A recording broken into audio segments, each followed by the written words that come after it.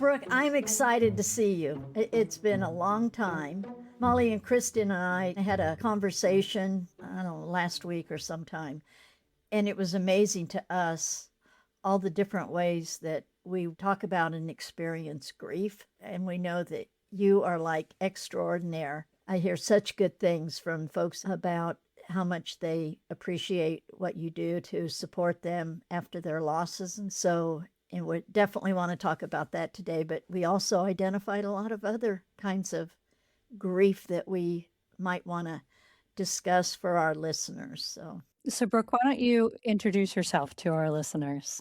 Okay, well, first, I wanted to say thank you for creating this platform and for helping others. I know when I was going through my Alzheimer's journey with my sister, I would have loved to have had this information. I've listened to every episode and I've learned something new from each one. So thank you. And then thank you for inviting me. I'm very honored to be here and discuss grief in general, but especially when it comes to Down syndrome and Alzheimer's. I am a certified grief educator. I was a hospice volunteer. I was my sister's caregiver and one of her legal guardians. And I'm now a bereaved sister.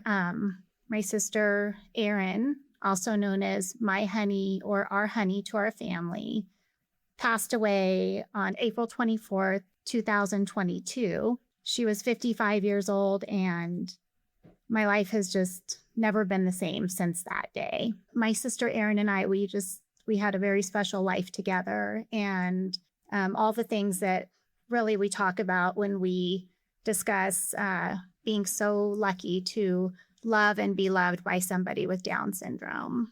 And so being her caregiver and being there when she passed away and the grief that came with all of that was really something I wasn't prepared for or even very familiar with.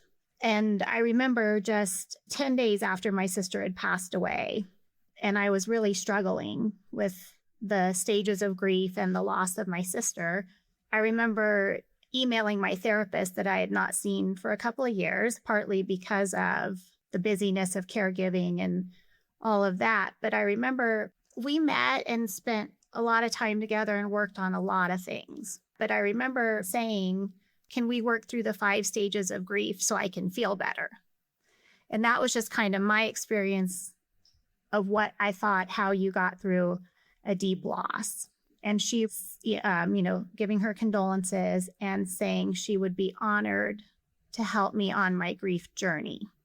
That really struck me because I thought, wait, I'm not just going to work through these 5 stages. I'm on a journey. Right. And so that was, impactful for me. And I had really been struggling, very, very heartbroken after the loss of my sister. And about 6 months later, I remember waking up one day and thinking, this can't be what the rest of my life is going to be like. Thinking, I had this amazing, beautiful person since the day I was born. And we were, just so close. And this life we had lived together. And I did not want it to end this way or be defined from this deep, deep, painful grief I was experiencing. So that day I started Googling, doing Facebook searches, and just thinking, I really want this to be different for me and how I live my life without my sister physically here. I found 2 things that day that really changed my life and my journey. And one was Jadine's Down syndrome and Alzheimer's support page. And it really struck me because it was kind of the first time I had seen those 2 in print together. And I remember thinking, and I had to request to join. And I just remember thinking, my goodness, I hope they approve me. My sister has passed away, but I really want to see what this group is about. And I was approved. And as I sat there and read through the posts, and it was the first time that I had really felt that I wasn't alone, because I read about all these other people talking about Hoyer lifts and swallowing issues and change in behavior and all the things that I had experienced with my sister during the stages of the Alzheimer's. I just couldn't believe that during those hard times, there were people in all these other places that were experiencing what me and my family were. That same day, I also found David Kessler, who is a grief expert. And what he had to say after reading some of his stuff and listening to some of his podcasts, it really resonated with me because he was kind of the first time I had read or heard that my relationship with my sister doesn't have to be over now, that I can still have her in my life. It will just be in a different way. And when he talked about, the love never dies and those kind of things, those two things that day gave me such hope that I could have a relationship still with my sister. I could heal from this pain and I could remember my sister with so much love. So that also sent me on the path to sign up for David Kessler's Certified Grief Educator course. And when I signed up for that, I was only thinking about myself, learning more about grief so that I could heal. And getting the certification was the last thing on my mind, but really became beneficial because I can now work with other people and hopefully help them on their journey. And I thought to myself, if I can just help one person or one family just have a different path than I had been on, then that would be meaningful to me.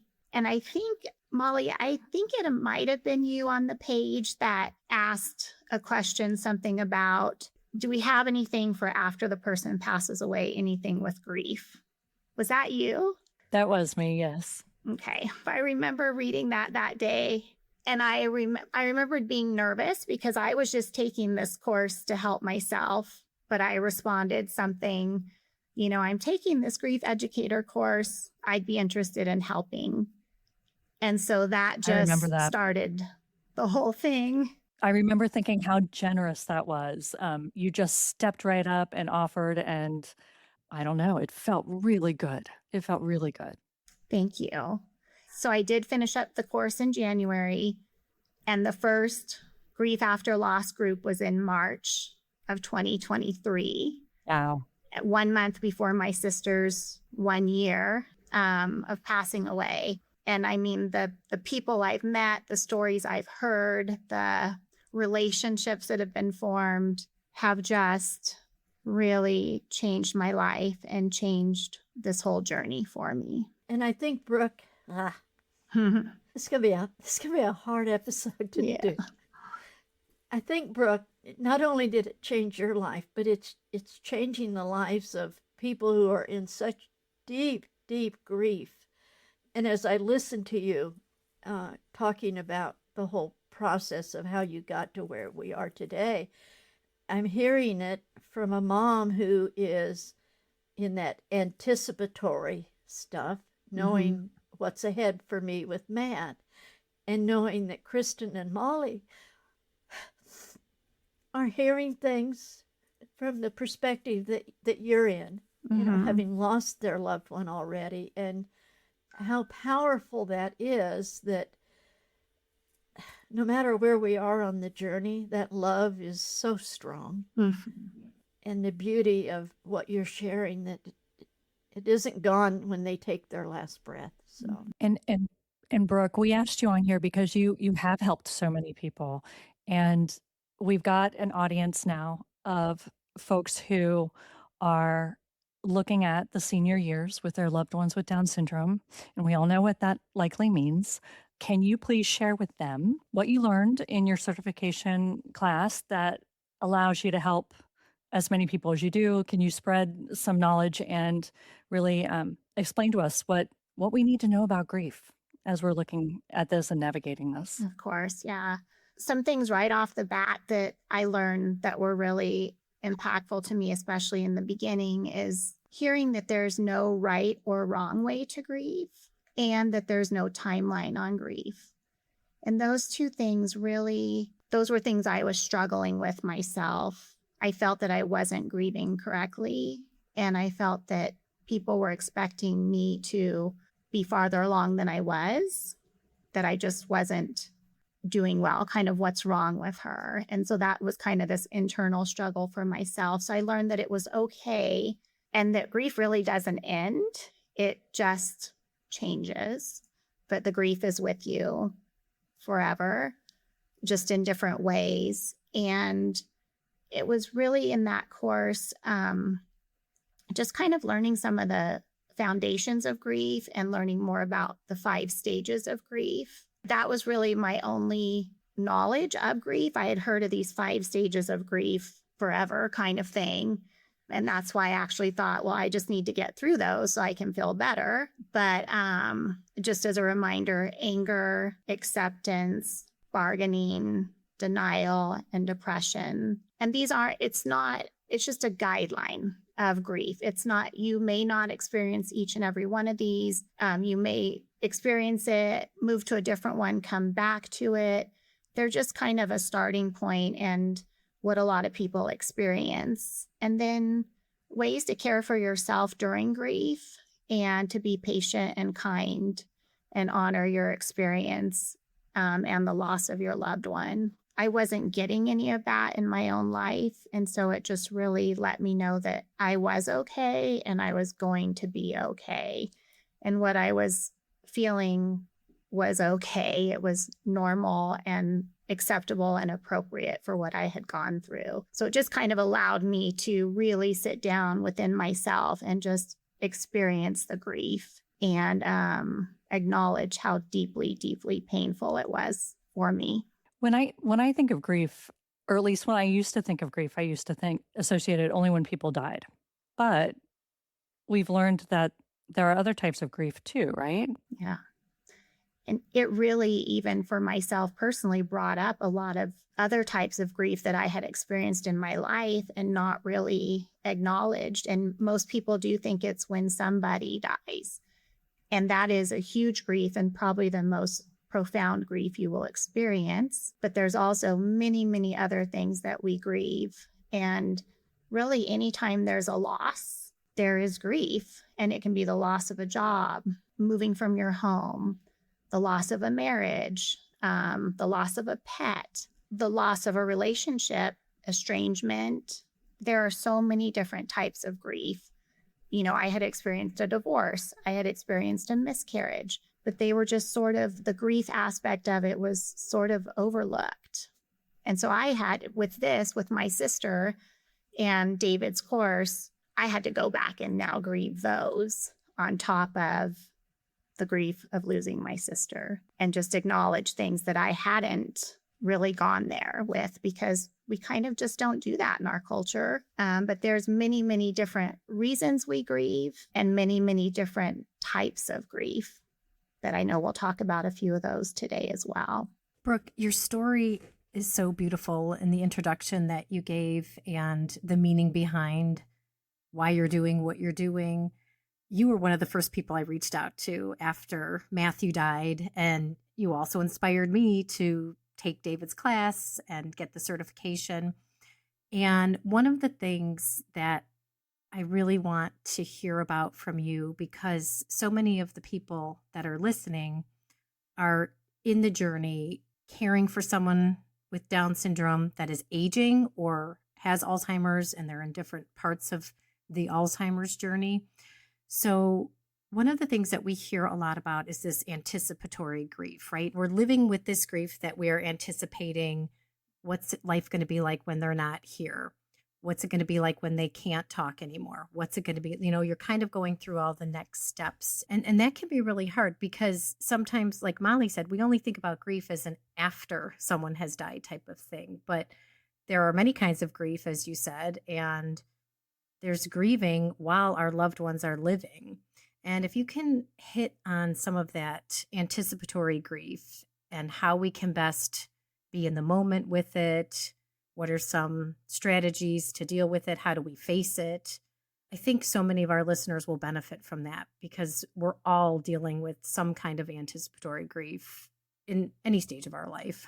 Yes, absolutely. So anticipatory grief is a type of grief that happens when your loved one is still alive. And but you are anticipating the loss. And so you might be spending a lot of time thinking about, what am I going to do? How is it going to be when they pass away? And anticipating how your life is going to change without them there. But then also anticipating what's coming next with them. You know, what skill are they going to lose? If they're struggling walking now, when are they not going to be able to walk? And it's just kind of always looking into the future, anticipating what's next. It can bring up a lot of feelings I know for myself personally, I had extreme anxiety when my sister was in that middle and late stages. And it can bring up a lot of sadness, a lot of fear, and just really worrying about the unknown of what's next. It's you preparing, your brain and your heart is preparing for these upcoming changes. And really the main thing I would say, and I know David Kessler says it, he says, be present, don't attend the funeral early. And that's harsh, But that's so powerful. but so powerful. Just think about that. Like, be present. They haven't died yet. And we don't know when or what that's going to look like or what's going to happen between now and then. And it's really just like you hear in other situations, you know, live in the moment. And truly it becomes taking it one day at a time. That's something that really I am grateful for, that my sister had a way of helping me live in the moment anyway, because there's not all the other noise and things that we all experience. But I know towards the end, some of my most comforting and favorite thing to do was, once we would get her all settled in and cleaned up and in her jammies, and she needed to sleep because she did a lot, and just sitting next to her on the couch, you know, no, there was not much to say. She was not awake a lot, but just sitting next to her and holding her little hand and just letting her sleep with her little head on my shoulder and just living in that moment. I didn't know when she was going to have another seizure. I didn't know, you know, when I was going to need to change her again. I didn't know when I wouldn't get to hold that hand again. And so just slowing down and living in that moment that's enough for right then. Another type of grief that's really hard is called ambiguous grief. And it's really common with Alzheimer's because the person is still alive and physically here, but they're not mentally or physically present or who they were before. So it can be very confusing. They're still here, but they're just not that same person. Anticipatory grief and ambiguous grief are very difficult because we do think grief is really after someone has passed away, but then you're experiencing these feelings and these other kinds of grief. And, you know, the person that you love and care for and means so much to you is gradually, piece by piece, changing and being taken away. And your relationship with them has changed also. And there's grief to that. Right. You can't take them places. You can't talk to them. Everything as you knew it has changed. And so ambiguous grief just brings up a lot of mixed, confusing feelings because of the nature of that relationship, them still being here, but it's so different. Yeah. And I remember during Matthew's journey, just saying to people that would ask how I'm doing, that I'm grieving. I felt like I was just grieving multiple times. Mm-hmm. You know, I was grieving the loss of the relationship that we had where we could interact and talk to each other and do our presentations together. I was grieving the loss of the skills that he was losing. I was grieving the loss of what I knew was to come in our family and the emptiness that we would feel. And then I felt like I was going to have to grieve all over again or in a different way after he died. And those can be hard to juggle and manage. So I think as much as we say be present and live in the moment, it's not always easy to do, but it's such an important reminder that the more we can do that and the more we can accept the diagnosis and what it means, it allows us to almost shift our mindset to enable our hearts and our minds to be in those moments. And that makes a difference in the journey. It really does. Yeah. So I have a question for probably all three of you. As I'm sitting here listening and thinking about where Matt is in his journey, and knowing that, I've already been dealing with the anticipatory grief. I'd not heard of the ambiguous grief, Brooke, but I certainly am there. Mm-hmm. And it feels like I'm in this train, and they're throwing more and more baggage in the car on me. And then I'm going to go through this dark tunnel where Matt dies. And on top of the grief that I've been feeling for however long it takes, now I'm going to have that overwhelming grief of his death. How do we ever survive? How do we get through it? I don't know. Mm-hmm. You guys have been there. You ladies, not guys. Yeah. You ladies have been there. It's a lot. And it's just grief on top of grief on top Yeah. of grief, because it really does. For most people, a lot of times the grief starts with your grief journey starts with the diagnosis. With the diagnosis. Yeah. Yeah. Mine did. Yeah. And then, like you were saying, then there's the grief through each stage and all the losses there. And then you haven't even gotten to the big grief of when this person passes away. And there is no magic words or steps to take. You just kind of have to get through it. But I think that acknowledging it, each one along the way, and instead of piling them all up, I think that it's helpful to acknowledge, when you get the diagnosis, how does that feel? What am I experiencing during this? And then with each stage, when they're losing skills of mobility, feeding, there's a saying, you can't heal what you don't feel. And so it's sitting down and thinking about that, how hard that is or how painful it is. And when you get to them passing away, that's a whole nother grief to deal with. Yeah, JD, and I would say, to piggyback on what Brooke is saying, a couple of things that really helped me. One was preparing for what's to come. I'm just the type of person that I wanted to read about things. I wanted to learn about things. I wanted to know what death was going to look like or what the next stages were going to look like. So I prepared myself just by learning as much as I could. The other thing that I think is even more or equally important was talking to and witnessing people that were on the other side of it.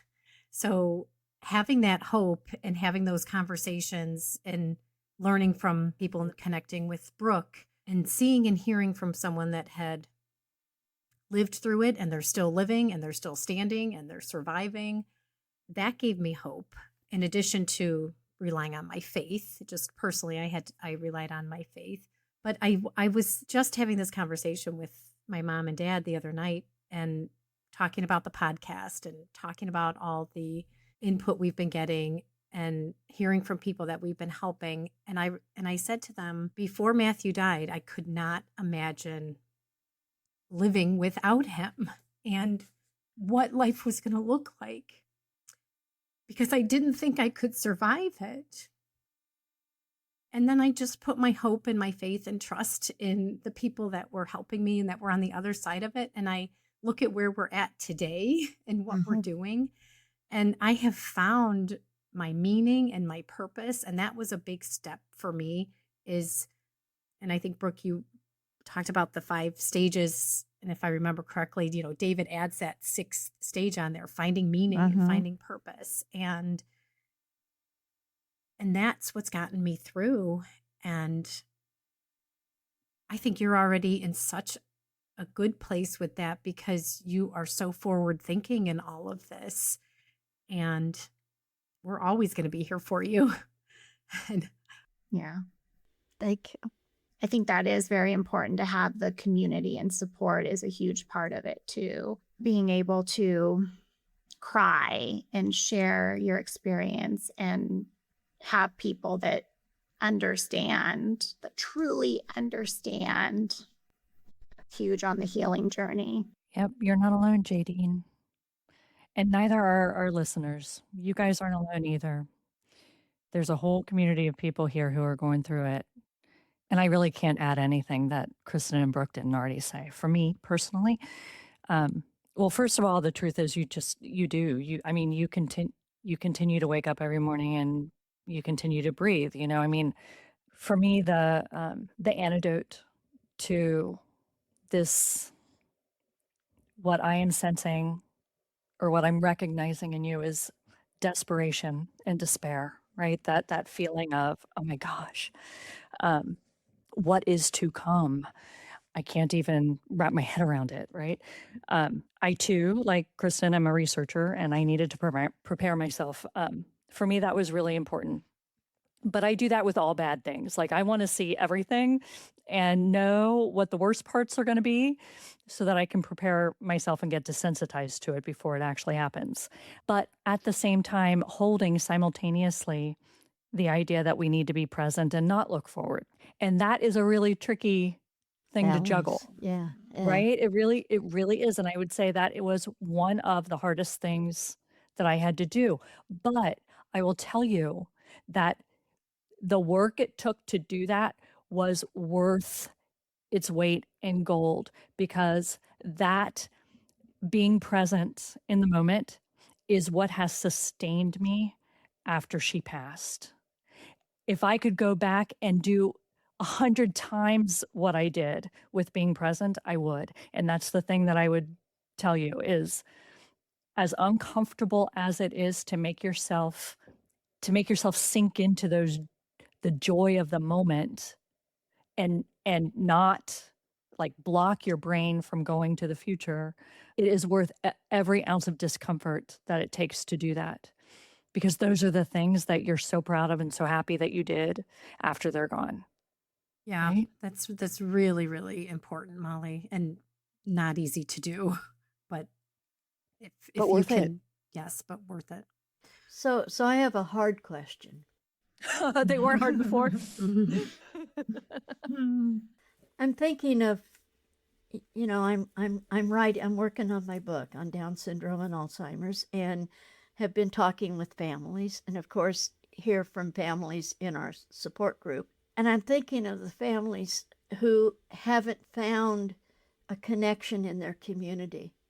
How do we, as a tribe, support our families who are out there who really are alone? How do we get them connected? Can we give some tips on what can they do in their local community if they're not finding a connection like we've been fortunate enough to have? I told you it was a hard question. That is a hard question, because I was one of those families. We just didn't. Yeah. And we're, my parents are in Ventura County, California. They're close to LA. I know there has to be resources, and we were just really on our own searching, and I didn't find you till October. And I'm the queen of Google. I do searches, and for whatever reason, those other times, it did not come up to me what I would have done to have your page back then. But I don't know. That's a really hard question, because I found it, 6 months after the fact, and I've kind of kicked myself for that. Brooke, you should have tried harder. You know how to do these things. But then I also think I just did the best I could, and it came into my life when it did for a reason. But I so believe that. Yeah. Yeah, I do too.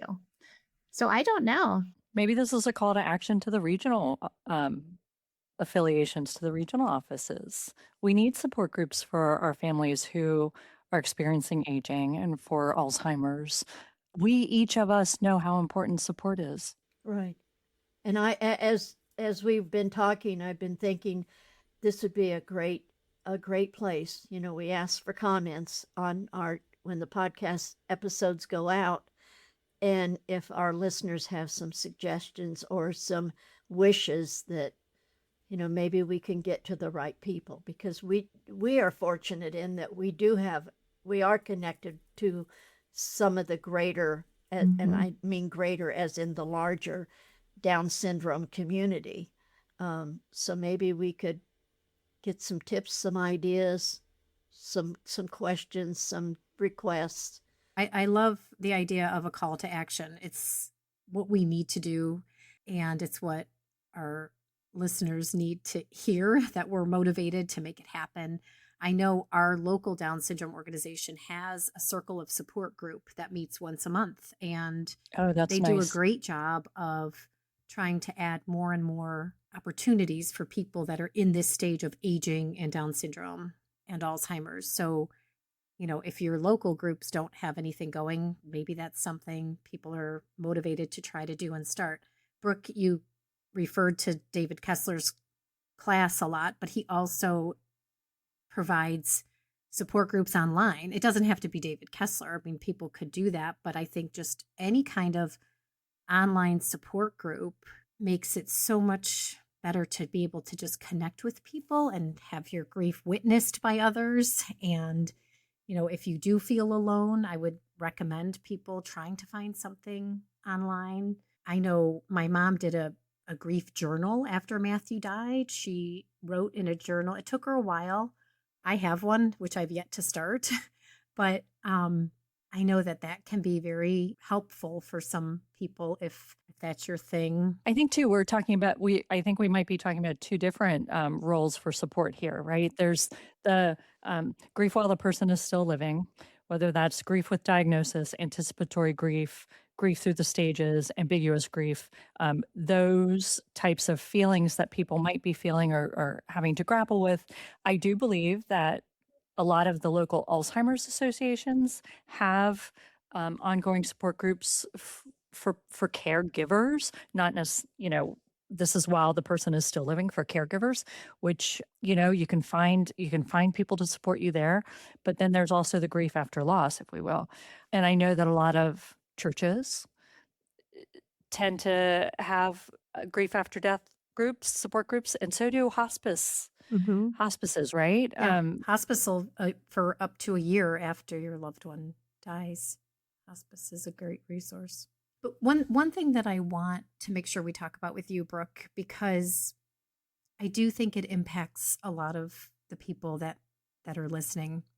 I don't want to underestimate the harsh reality of grief, and I don't want to make it seem like we're just, we just dealt with it and we're working through our grief, No. because something that happens often is people get stuck in their grief.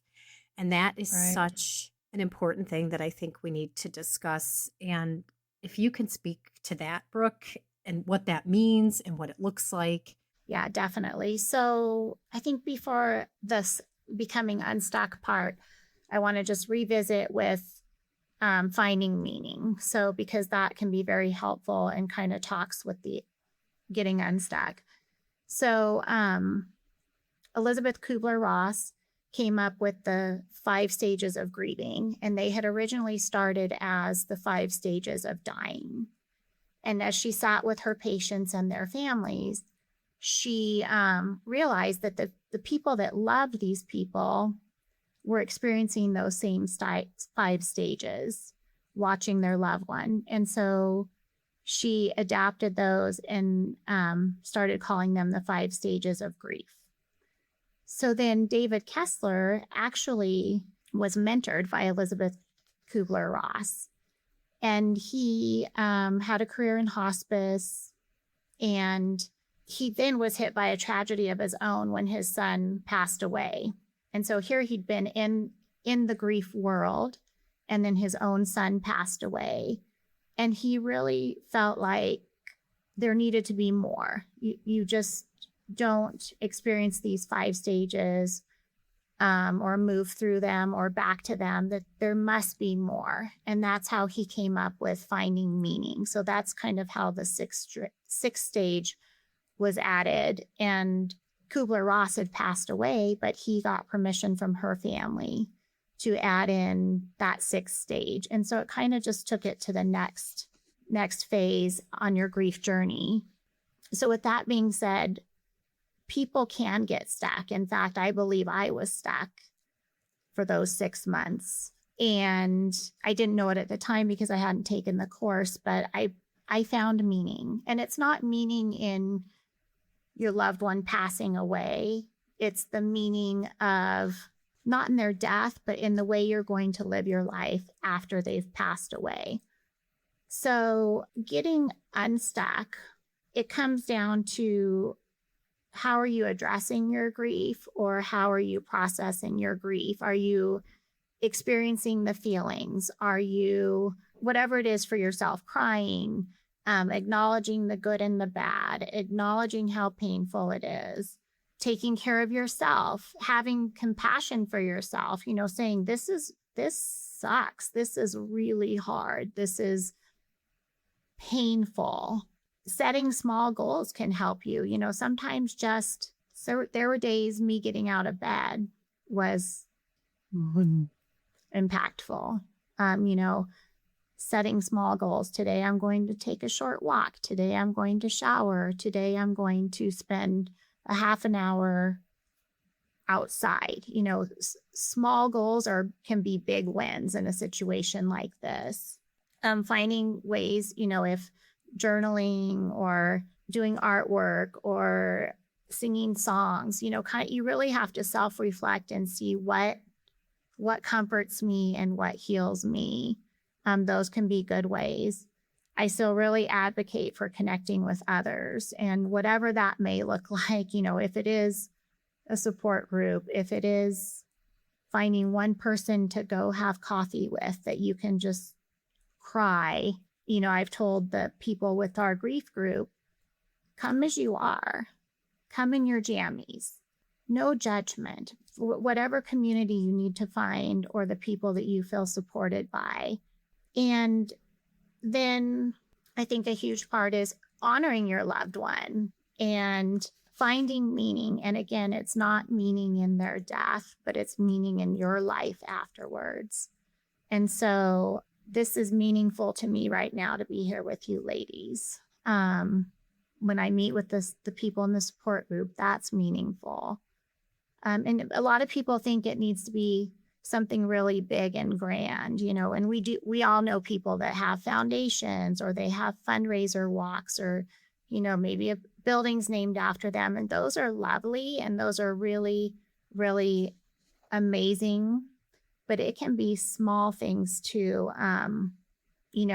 Maybe just spending time remembering your loved one, thinking of them, playing their favorite song, having gratitude that you were so lucky to know this person and have them in your life, creating art in their honor, maybe feeling changed. I know the song from Wicked about being forever changed. I mean, we're all forever changed. Jadine, you're forever changed for having Matt. And I know Kristen is for having Matthew, and Molly is for Kathy, and I am for my honey. Acknowledging that and basking in it. Maybe you have a new meaning for life. Maybe there was a trait that your person had that you want to carry with you in life. And it really is coming down to remembering your loved one with more love than pain.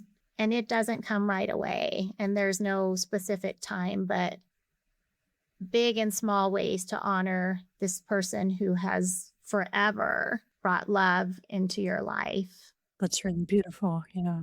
Yeah, so beautifully said. So beautifully said. Mm-hmm. And I don't really know where this fits into the conversation, but I feel that it's important to say it, because when I was on one of your support group sessions, there was a mother who had recently lost her adult child. And I remember she said, it's been 2 years since my son or daughter died, and I have not cried yet. Mm-hmm. I remember her. And I remember something very specifically that you said that gave me a different perspective. And you asked her, you said, well, in your past, typically, do you cry? Are you a person that cries? Or when you have lost someone in the past, do you cry? And I believe, if I'm remembering correctly, she said, no, Right. I'm not a crier by nature. And I think that was really that was very poignant for me, because grief doesn't have to equal crying, or emotions can be different. And I think my takeaway from that was she felt like something was wrong. What's wrong with me that I'm not crying yet after my son or daughter has died? And like I said, I don't know where this fits in exactly to this conversation, but I really think that's important to point out that there are different ways of grieving, and it doesn't mean something's wrong if you don't cry. And I don't know if you want to speak to that or say anything on that, but for some reason that just popped into my head when you were talking. And I think that's a great point to know that how we grieve, how long we're in deep grief is going to vary from person to person and from who the person is to us that's been lost. Yeah, and I think the other point is that grief doesn't just happen when the person dies. Yeah, it's You not know, linear by any means. Mm-mm. It's happening.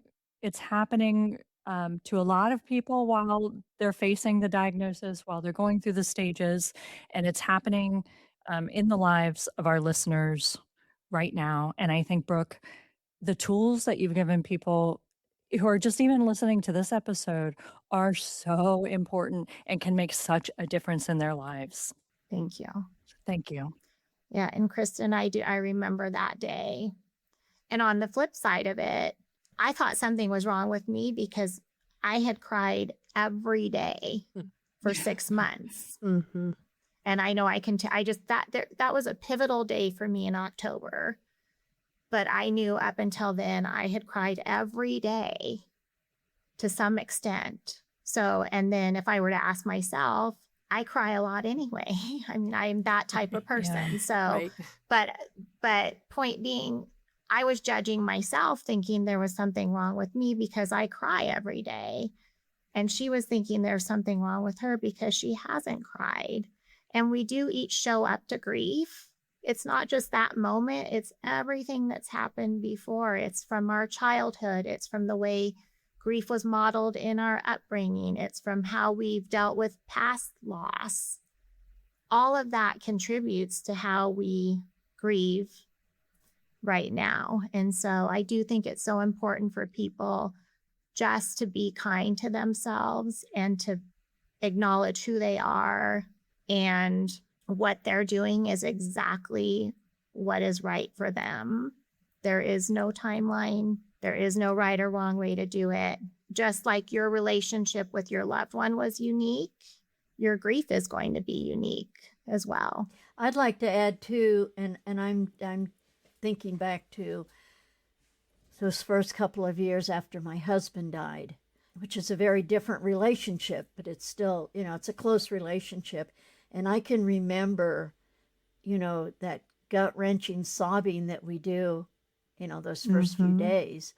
And then, 18 months, 21 months, and something just, maybe it was a song, maybe it was a reflection. And the next thing I knew, I was sobbing as if he had just died. And at first it really threw me. And then I realized that it's just part of the grief, because we had loved each other. I still love him. Loved each other for 51 years. I mean, it was a big part of he was a big part of my life. So to think that, 6 months of crying and being sad was going to be the end of it, joke was on me, because, I still, it's been almost 5 years and I still have moments. So I think that's important to note that it isn't linear, and we never know when something's going to remind us of how deep this loss is. So. And when it shows up, things like that show up for me, I just say, okay, okay, I see this is what you're doing today, and then it could be completely different the next day, but and sometimes I say, okay, my honey, like you're making a big impact on me today, Yeah. and just sort of taking a moment and saying, all right, this is what we're doing today. And then tomorrow will probably be different, rather than trying to push it away or something.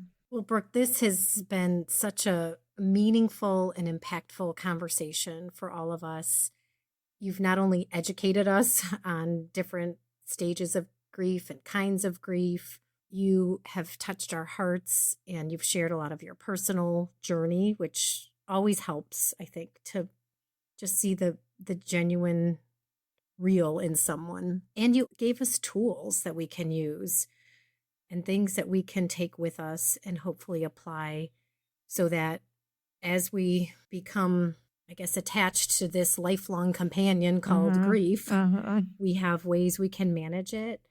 And I think, JD, and you said it perfectly, grief is love. When you were talking about the love you shared with your husband for so many years and with Matt for his entire life, it's just another form of love that we have, and that unconditional love that we'll always have.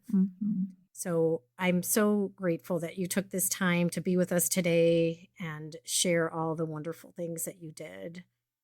I know this is going to really be helpful for our listeners, and I hope that we can include some of our resources. Well, we'll include some of the resources that we've talked about. And I hope people will respond and give us some feedback so that we can take action like we discussed earlier.